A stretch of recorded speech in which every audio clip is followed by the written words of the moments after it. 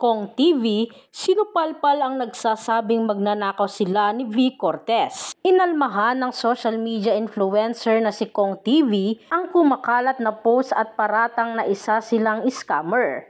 Isang netizen na nagngangalang Bernadette C. Smith ang nagkakalat ng di umano'y expose laban sa mga kilalang personalidad na bahagi raw ng scam panis.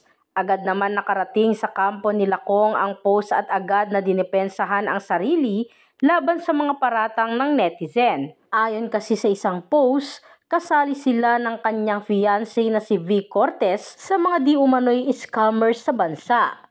Kong at V, you failed your followers. You scammed them big time. No explanation. Sayonara, sa ad ni Bernadette sa isang post. Dagdag pa niya, Pinas kung di kayo gigising, next Pakistan kayo. Pumapesto na ang sindikato sa lahat ng industriya. Kakainin kayo ng buong buo. Baka 2 years, pulubi ka na sa gagawin nila. Sagot naman ni Kong, hindi ako sumasagot sa issue. Pero kung paparatangan mo kaming magnanakaw, ops, stop. Nung una medyo naniniwala ako sa'yo. Pero nung dinamay mo kami, nawala na agad kredibilidad mo sa akin. Kala ko may katotohanan sa paratang mo. Wala pala talaga.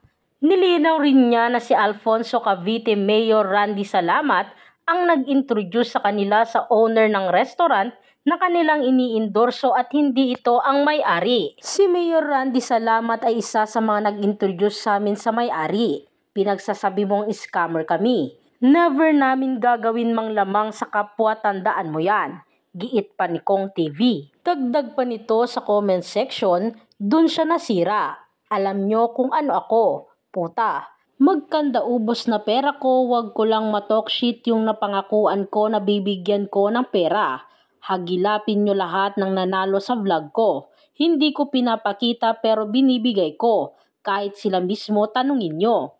Maging ang iniindorsong negosyo nito na King Sisig at Bulalo World ay naglabas na ng statement ukol sa kumakalat na issue.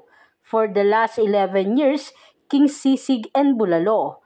We are also thankful for our partner endorsers Mr. Kong TV and Miss V. Cortez.